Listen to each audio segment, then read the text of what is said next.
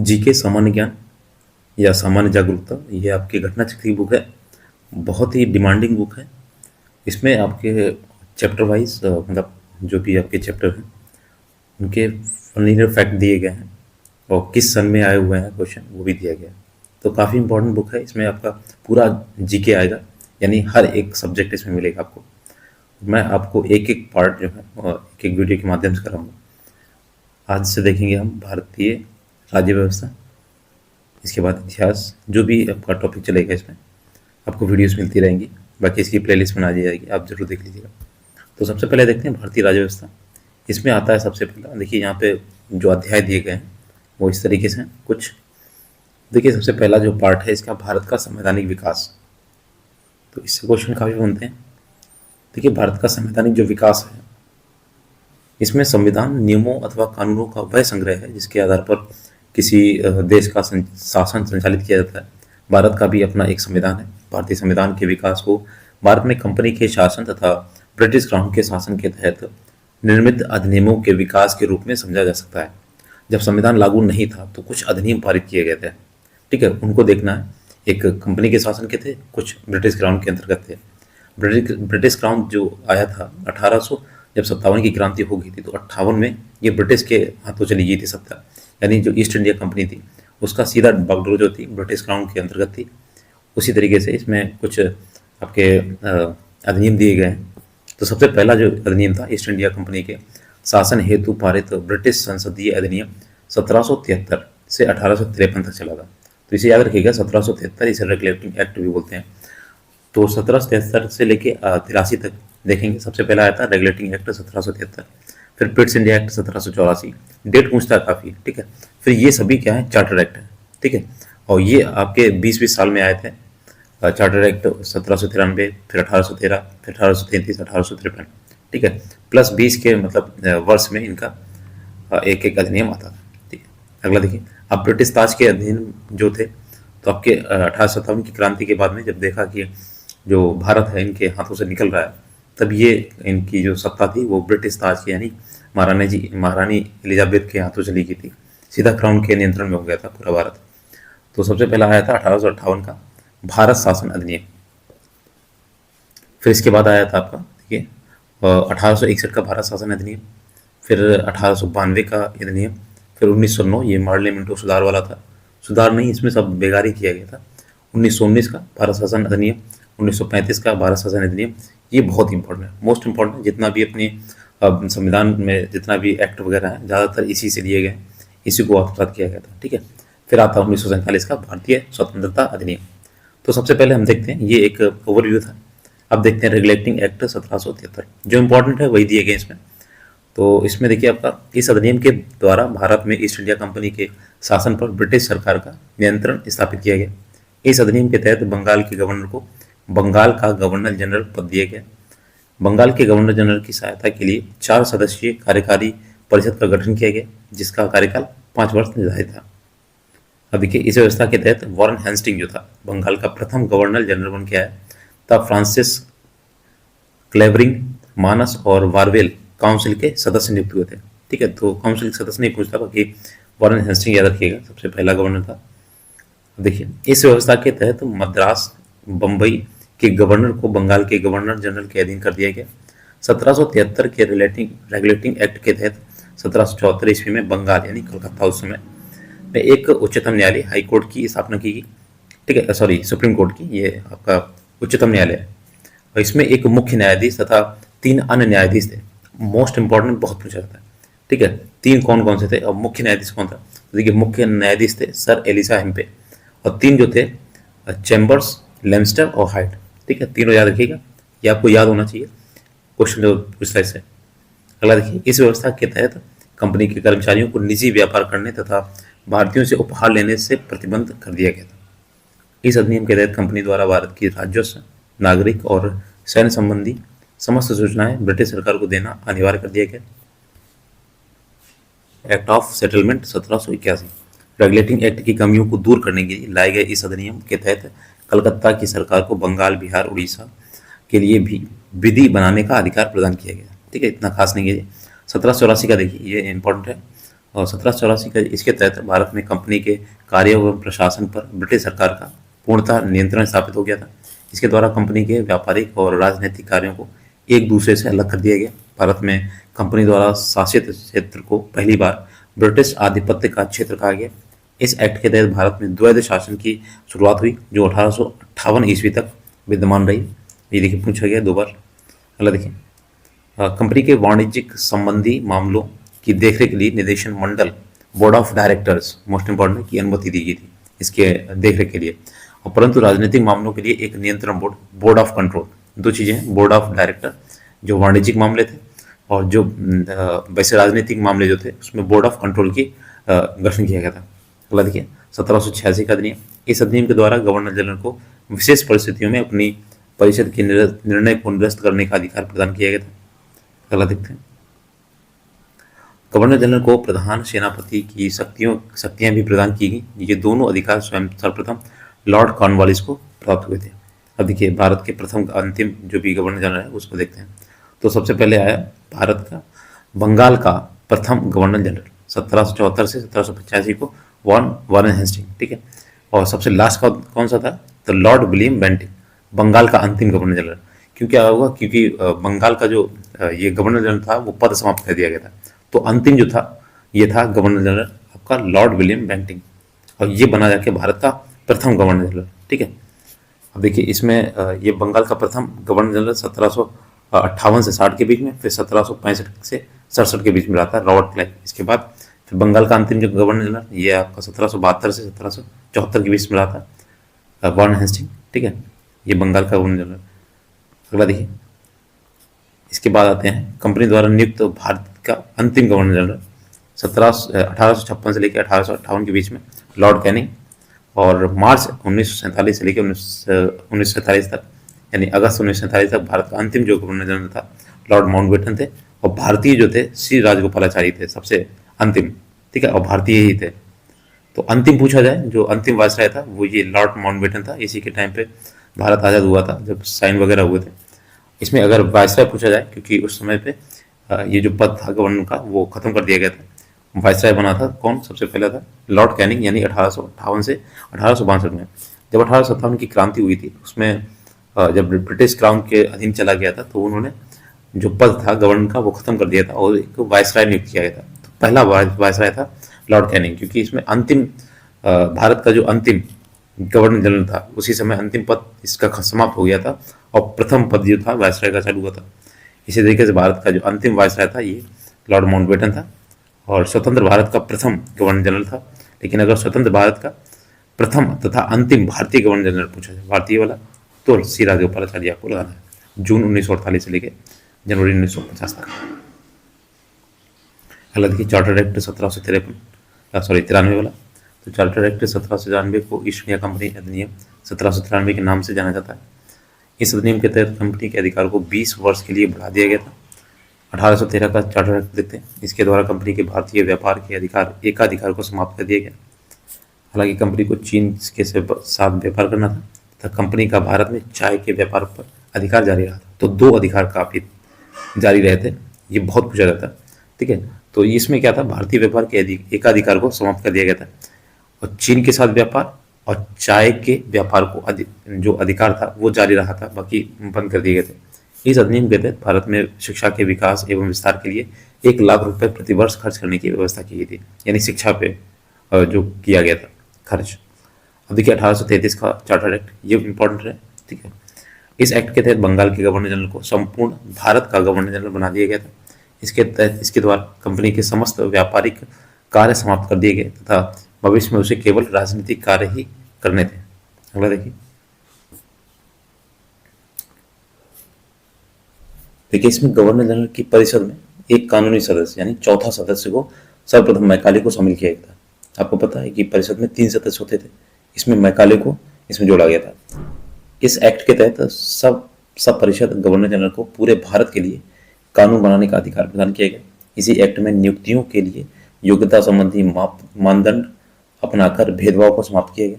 इस charter act की धारा 87 के अनुसार कोई भी भारतीय केवल धर्म, जन्मस्थान, वंश और वर्ण के आधार पर सरकारी सेवा के लिए अयोग्य नहीं समझा जा सकता था। 1833 के चार्टर एक्ट के तहत दास प्रथा को कानून के खिलाफ घोषित किया गया। 1843 ईस्वी में इसे कानून बनाकर समाप्त कर दिया गया। इसके तहत भारतीय कानूनों के समेकन और संहिताकरण के लिए एक विधि आयोग की स्थापना हेतु प्रावधान किया गया। 1853 का जो चार्टर एक्ट था, देखिए, इसके द्वारा कार्यपालिका तथा विधायी शक्तियों को पृथक करने की व्यवस्था की गई। विधि निर्माण हेतु इस व्यवस्था के तहत भारतवर्ष के लिए एक पृथक विधान परिषद की स्थापना की गई। 1853 के चार्टर एक्ट के तहत सिविल सेवकों की भर्ती एवं चयन हेतु खुली प्रतियोगिता का शुभारंभ किया गया। 1853 का चार्टर एक्ट था। नेक्स्ट देखिए, इंपॉर्टेंट बहुत ज़्यादा है, 1858 का भारतीय शासन अधिनियम। 1857 के प्रथम स्वतंत्रता संग्राम के उपरांत ब्रिटिश सरकार द्वारा 1858 का भारत शासन अधिनियम पारित किया गया। इस अधिनियम को act for the better government of India के नाम से जाना जाता है। इस अधिनियम द्वारा कंपनी के शासन को समाप्त कर भारत के शासन को ब्रिटिश ताज के अधीन कर दिया गया। 1784 के पिट्स इंडिया एक्ट द्वारा लागू जो द्वैध शासन प्रणाली को तो उसको भी समाप्त कर दिया गया था। देखिए, ये पूछा गया 2023 में। भारत के गवर्नर जनरल को अब भारत के वायसराय के नाम से जाना जाने लगा, जो कि भारत में ब्रिटिश क्राउन यानी ताज, जो वहाँ का ब्रिटिश क्राउन का ताज था, का प्रत्यक्ष प्रतिनिधित्व होता था वहाँ से। तो डायरेक्ट सत्ता उनके हाथों में चली गई थी। पहले एक कंपनी मात्र थी, ईस्ट इंडिया कंपनी जो थी। देखिए, लॉर्ड कैनिंग भारत का प्रथम वायसराय बना, जो अभी मैंने आपको दिखाया था पिछले। 1858 के भारत शासन अधिनियम द्वारा भारत के राज्य सचिव पद का सृजन किया गया। इसमें भारतीय प्रशासन पर संपूर्ण नियंत्रण की शक्ति निहित थी। अब देखते हैं 1861 का भारत परिषद अधिनियम।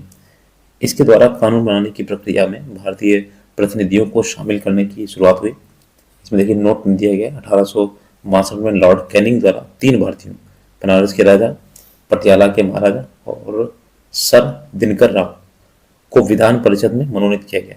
अब देखिए, वायसराय को आपातकाल में विधान परिषद की सलाह के बिना ही अध्यादेश जारी करने की अनुमति प्रदान की गई, जिसकी अवधि 6 माह से होती थी। इस अधिनियम द्वारा वायसराय को नए प्रांतों की स्थापना तथा उनकी सीमाओं में परिवर्तन का अधिकार प्राप्त हो गया। वायसराय को प्राप्त प्रांतों में विधान परिषदों की स्थापना की शक्ति प्रदान की गई। अब देखिए, नोट में दिया गया 1862 में बंगाल, 1866 में उत्तर पश्चिमी सीमांत प्रांत तथा 1897 में पंजाब विधान परिषद का गठन किया गया। तो मोस्ट इंपॉर्टेंट ये चीज़ें जो हाईलाइटेड है, नोट दिया गया, ध्यान रखिएगा। अब देखिए, 1892 का जो भारत परिषद अधिनियम था, इसको देखते हैं। इसके द्वारा एक सीमित एवं अप्रत्यक्ष निर्वाचन प्रणाली की शुरुआत की गई। केंद्रीय विधान परिषद के भारतीय सदस्यों को वार्षिक बजट पर बहस करने तथा सरकार के 6 दिन पूर्व नोटिस पर प्रश्न पूछने का अधिकार भी दिया गया। 2003 पूछा गया, परंतु पूरक प्रश्न पूछने तथा मतदान का अधिकार नहीं था उस समय। सीमित अर्थों में निर्वाचन पद्धति का आरंभ किया जाना इस अधिनियम की महत्वपूर्ण विशेषता थी। अब देखते हैं 1909 का जो भारत परिषद अधिनियम था, इसे मार्ले मिंटो सुधार के नाम से भी जाना जाता है। लॉर्ड मिंटो तत्कालीन वायसराय तथा जॉन मार्ले राज्य सचिव था। ठीक है, तो मिंटो जो था वो वायसराय था उस समय का, क्योंकि उस समय वायसराय पद 1858 था, उससे उसके बाद में ही वायसराय पद हो गया था, पहले गवर्नर था। इस अधिनियम के द्वारा भारतीयों को विधि निर्माण तथा प्रशासन दोनों में प्रतिनिधित्व प्रदान किया गया। पहली बार किसी भारतीय को वायसराय की कार्यपालिका परिषद से जोड़ने का प्रावधान किया गया। देखिए, नोट देखने इसमें लिखा हुआ, सत्येंद्र प्रसाद जो सिन्हा थे, वायसराय की कार्यपालिका परिषद के प्रथम भारतीय सदस्य थे। तो कौन थे? सत्येंद्र प्रसाद सिन्हा। उन्हें विधि सदस्य के रूप में शामिल किया गया था। इसी अधिनियम ने केंद्रीय तथा प्रांतीय विधायिनी शक्तियों को बढ़ावा दिया और परिषद के सदस्यों को बजट एवं लोकहित के विषयों की विवेचना करने, प्रस्ताव लाने तथा प्रश्न पूछने के साथ पूरक प्रश्न करने का अधिकार दिया गया। अभी इस अधिनियम द्वारा मुसलमानों के लिए सांप्रदायिक प्रतिनिधित्व तथा अलग निर्वाचन क्षेत्र की स्थापना की गई। देखिए, 2 बार पूछा गया। इसी वजह से क्या हुआ था, मतभेद हुआ था हिंदू मुस्लिम। इनके सांप्रदायिकता को वैधानिक रूप प्रदान किया। लॉर्ड मिंटो को सांप्रदायिक निर्वाचन के जनक के रूप में जाना जाता है। देखिए, 1919 का भारत शासन अधिनियम जो था, मॉन्टेग्यू चेम्सफोर्ड सुधार के नाम से भी जाना जाता है। इस समय मॉन्टेग्यू भारत का राज्य सचिव के चेम्सफोर्ड जो था भारत का वायसराय था। प्रांतों में आंशिक उत्तरदायी शासन तथा द्वैध शासन की स्थापना की गई। देखिए, कितनी बार पूछा गया। द्वैध शासन प्रणाली का जनक जो था लियोनार्ड कर्टिस था और प्रांतीय विषयों को 2 भागों यथा एक हस्तांतरित और एक आरक्षित में बांटा गया।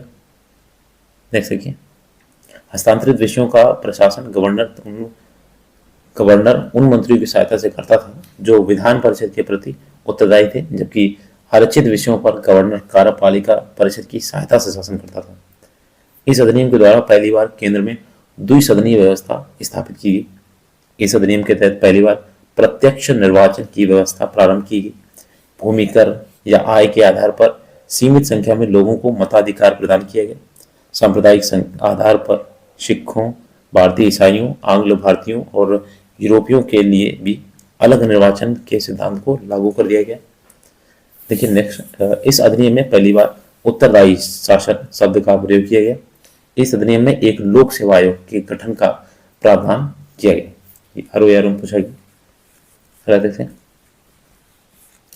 देखिए इसमें नोट दिया गया 1926 में ली आयोग की सिफारिश पर केंद्रीय लोक सेवा आयोग का गठन किया गया। तो ये पूछा जाएगा कौन सा आयोग था, तो ली आयोग था।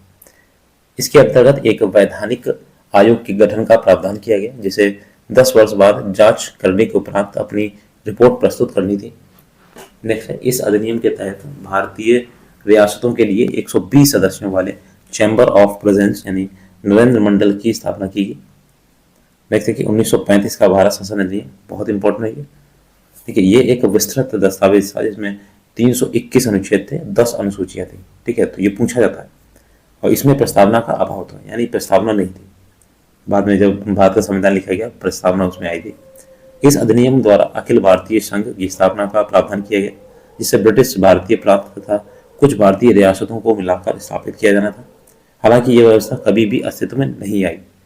1935 के भारत शासन अधिनियम के तहत प्रांतों में द्वैध शासन की व्यवस्था समाप्त करके केंद्र में द्वैध शासन लागू किया गया तथा प्रांतों की स्वायत्तता प्रदान की गई। हालांकि कुछ प्रांतों में द्विसदनात्मक व्यवस्था की गई। कुल 11 ब्रिटिश प्रांतों में 6 प्रांत जो थे, बंबई, मद्रास, बिहार, बंगाल, संयुक्त प्रांत और असम में विधान परिषद तथा विधानसभा की स्थापना हुई थी। तो कमेंट करके बताइए अभी फिलहाल में जो भारत में कितने ऐसे विधान परिषद क्षेत्र हैं, जो राज्य हैं, बताइएगा। इस अधिनियम के तहत वर्ष 1937 में एक संघीय न्यायालय की स्थापना की गई।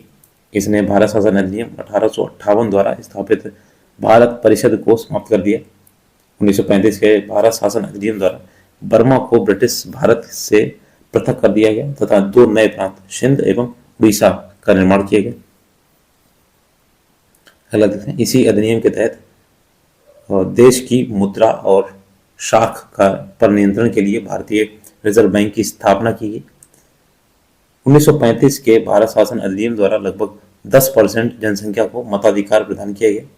इस अधिनियम के तहत एक संघीय लोक सेवा आयोग की स्थापना के प्रावधान के साथ साथ प्रांतीय सेवा आयोग तथा उच्च संयुक्त सेवा आयोग की स्थापना का प्रावधान भी किया गया था। भारत का सर्वोच्च संवैधानिक ढांचा जो काफी हद तक वर्ष 1935 के अधिनियम पर आधारित है, याद रखिएगा, काफी हद तक इसमें मिलता जुलता है। अब जो लास्ट अधिनियम था 1947 का भारतीय स्वतंत्रता अधिनियम, इसने भारत में ब्रिटिश राज्य समाप्त कर अविभाजित भारत का विभाजन कर 2 स्वतंत्र राज्यों यानी डोमिनियन स्टेट भारत एवं पाकिस्तान की स्थापना की। इसने दोनों अधिराज्यों की संविधान सभाओं को अपने देश का संविधान बनाने और उसके लिए किसी भी देश के संविधान को अपनाने की शक्ति दी। भारतीय शासन जो स्वतंत्रता अधिनियम 1947 ने 15 अगस्त 1947 को भारत को एक स्वतंत्र एवं सब प्रभु राष्ट्र घोषित किया। इस अधिनियम के द्वारा ब्रिटिश शाही उपाधि से भारत का सम्राट शब्द समाप्त कर दिया गया। अब देखिए नेक्स्ट, भारतीय रियासतों को यह स्वतंत्रता थी कि वे भारत अधिराज्य या पाकिस्तान अधिराज्य के साथ मिल सकती हैं, ये स्वतंत्र रह सकती है या स्वतंत्र रह सकती हैं। तो प्रत्येक अधिराज्य द्वारा अपना संविधान बनने तक भारत शासन अधिनियम 1935 के तहत शासन संचालित किए जाने की व्यवस्था की गई थी, मतलब जब तक अपना खुद का बन नहीं जाता है। अभी के संविधान निर्माण जो इसमें योगदान दिया है, भारतीयों की ओर से संविधान सभा की सर्वप्रथम जो मांग हुई थी मई 1934 में रांची में स्वराज पार्टी ने की थी। वर्ष 1934 में भारत में संविधान सभा के गठन का विचार एम.एन. रॉय ने दिया था। भारतीय राष्ट्रीय कांग्रेस के स्तर पर भी पहली बार स्वराज पार्टी के बाद पटना में मई 1934 को में ही संविधान निर्माण के लिए आधिकारिक रूप से संविधान सभा की मांग की गई थी। यानी देखिए भारतीय राष्ट्रीय कांग्रेस ने बाद में किया था, सबसे पहले किसने किया था? मां स्वराज पार्टी ने की थी, और उनमें से कौन थे? एम एन रॉय, याद रखिएगा। फिर इसके बाद भारतीय राष्ट्रीय कांग्रेस ने मांग की थी, ठीक है। अगला देखिए, जिसकी पुष्टि कांग्रेस के 1936 के फैजपुर अधिवेशन में की गई। एक निर्वाचित संविधान सभा द्वारा भारत के संविधान का निर्माण करने का प्रस्ताव सर्वप्रथम 1942 में क्रिप्स मिशन द्वारा किया गया था। नेक्स्ट देखिए, वर्ष 1946 में कैबिनेट मिशन के तहत भारतीय संविधान सभा के गठन का प्रस्ताव किया गया था। कैबिनेट मिशन की रिपोर्ट के अनुसार संविधान सभा निर्वाचित होनी थी और प्रांतों का प्रतिनिधित्व जनसंख्या के आधार पर होना था। इसके तहत मोटे तौर पर प्रति 10 लाख व्यक्तियों पर एक प्रतिनिधि के निर्वाचन की व्यवस्था प्रस्तावित थी। कैबिनेट मिशन के तहत संविधान सभा के कुल सदस्यों की संख्या 389 निर्धारित की गई थी। इनमें से 296 सीटें ब्रिटिश भारत और 93 सीटें देसी रियासतों को आवंटित की। तो ये जो रेड कलर का है याद रखिएगा, ठीक है। कुल जो सदस्य संख्या थी 389 थी, इसमें 296 ब्रिटिश सीटें थी और 93 जो थी देसी रियासतें। अब देखिए, ब्रिटिश भारत को आवंटित जो 296 सीटों में से 292 का चयन 11 गवर्नरों प्रांतों में से तथा 4 का चयन मुख्य आयुक्तों के प्रांतों से किया जाना था। देसी रियासतों के प्रतिनिधियों का चयन रियासतों के प्रमुखों द्वारा किया जाना था। देसी रियासतों के प्रतिनिधियों का चयन रियासतों के प्रमुखों द्वारा किया जाना था। प्रांतों को आवंटित की गई सीटों का निर्धारण 3 सदस्यों मुस्लिम, सिख और सामान्य के आधार पर विभाजित कर दिया गया था। संविधान मुख्यतः अप्रत्यक्ष निर्वाचन का परिणाम थी। प्रांतों की विधानसभाओं के निर्वाचित प्रतिनिधियों का उपयोग निर्वाचक मंडल के रूप में किया गया था। यह निर्वाचन वयस्क मताधिकार पर आधारित नहीं था। अगला देखिए, 1935 के अधिनियम के अनुसार मताधिकार कर, शिक्षा एवं संपत्ति के आधार पर सीमित था। संविधान सभा की पहली बैठक जो थी 9 दिसंबर 1946 को नई दिल्ली में संपन्न हुई। इस बैठक का मुस्लिम लीग ने बहिष्कार करते हुए अलग पाकिस्तान और अलग संविधान सभा की मांग की। अतः पहली बैठक में केवल 207 सदस्य, जिसमें से 9 महिलाएं थी, बहुत पूछा जाता है, उपस्थित रहे जो कांग्रेस के सदस्य थे। अब देखिए, देसी रियासत हैदराबाद ने संविधान सभा की पहली बैठक में भाग नहीं लिया था। सबसे वरिष्ठ सदस्य डॉक्टर सच्चिदानंद सिन्हा को संविधान सभा की प्रथम बैठक का अस्थायी सदस्य चुना गया था। ये भी बहुत पूछा जाता है। अब उस समय अस्थायी सदस्य चुना गया था, ठीक है। तो दूसरे दिन ये इनका जो स्थायी सदस्य थे 11 दिसंबर 1946 को डॉक्टर राजेंद्र प्रसाद को संविधान सभा का स्थायी सदस्य चुना गया तथा एच.सी. मुखर्जी को उपाध्यक्ष एवं बी.एन. राव को संविधान सभा का संवैधानिक सलाहकार चुना गया था। नेक्स्ट है 13 दिसंबर 1940 को जवाहरलाल नेहरू ने संविधान सभा में उद्देश्य प्रस्ताव पेश किया, जिसे 22 जनवरी 1947 को सर्वसम्मति से संविधान सभा द्वारा स्वीकार कर लिया गया था। देख सकते हैं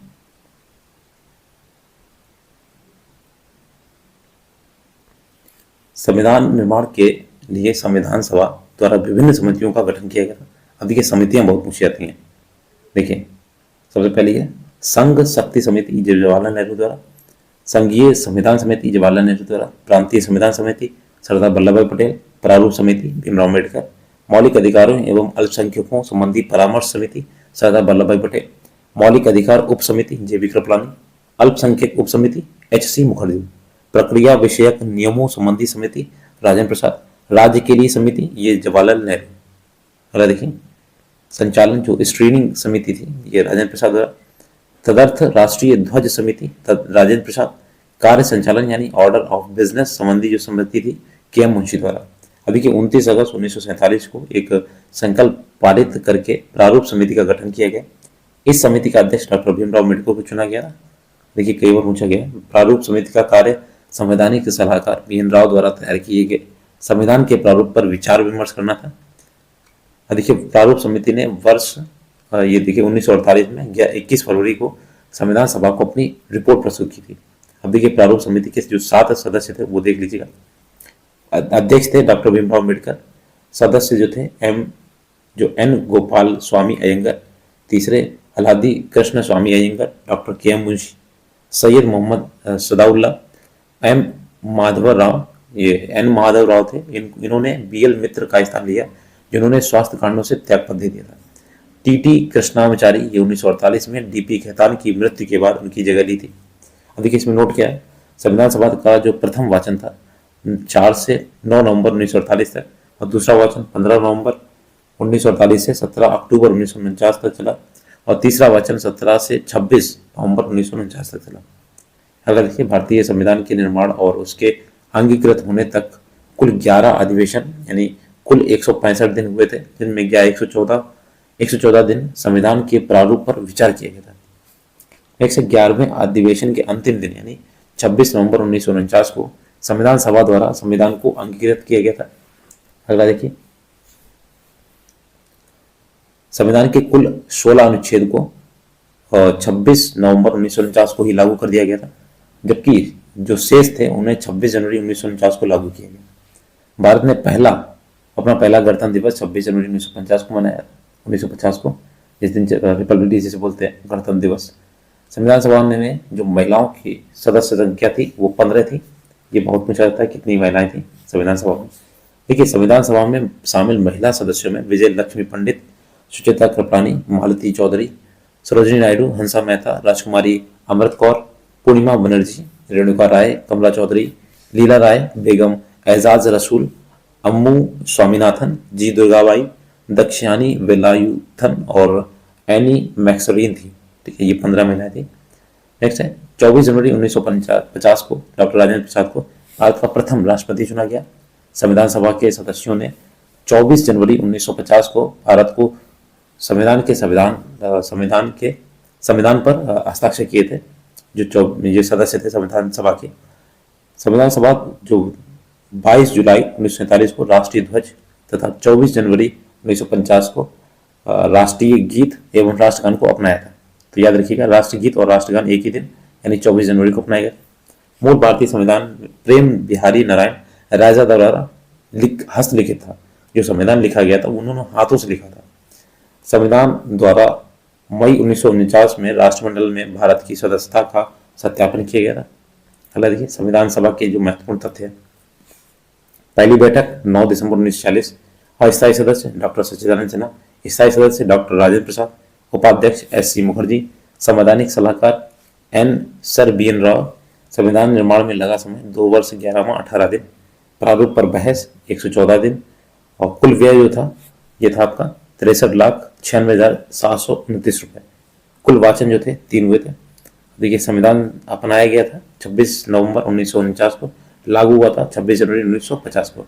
देखिए कैबिनेट मिशन योजना के आधार पर भारत के लिए अंतिम सरकार थी, इसका गठन किया गया। अब 2 सितंबर 1946 को अंतिम सरकार का गठन किया गया। इसमें मुस्लिम लीग के सदस्य शामिल नहीं हुए, हालांकि उनके शामिल होने का विकल्प खुला रह गया था। अंततः 26 अक्टूबर 1946 को जब सरकार का पुनर्गठन किया गया, तब मुस्लिम लीग के 5 प्रतिनिधियों लियाकत अली, जोगिंदर नाथ मंडल, I चुंदीरीगर, अब्दुर्रब नस्तर, गजनफर अली खां को कैबिनेट में शामिल किया गया था। हालांकि अंतरिम जो मंत्रिमंडल था 1946 में, ये बहुत पूछा जाता है अंतरिम मंत्रिमंडल में कौन कौन किस विभाग में थे। तो देखिए जवाहरलाल नेहरू को उपाध्यक्ष विदेश एवं राष्ट्रमंडल संबंधी मामले मिले थे।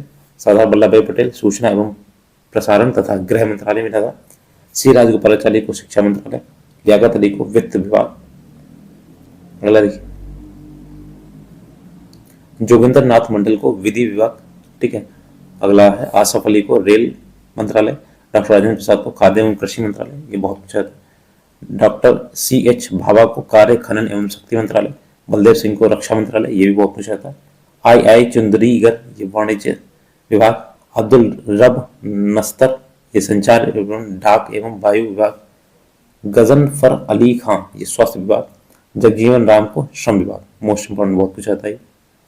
ठीक है, देखिए नोट, रियासतों को सरदार वल्लभ भाई पटेल के नेतृत्व में भारत संघ में शामिल किया गया।